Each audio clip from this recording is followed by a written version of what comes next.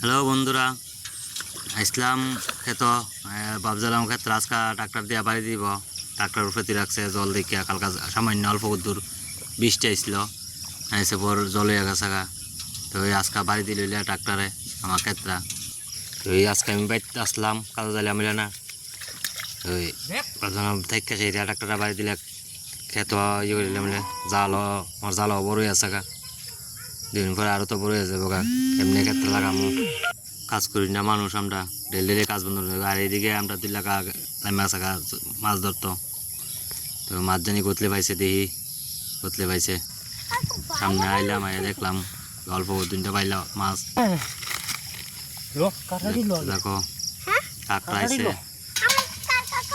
বড় মাছ উঠছে না। ওই কই কই একটা কই কই খাইলেছে, কাঁকড়া মনে খাইলেছে। কই ওই একটা লাডি পাইল, কাঁকড়া পাইল।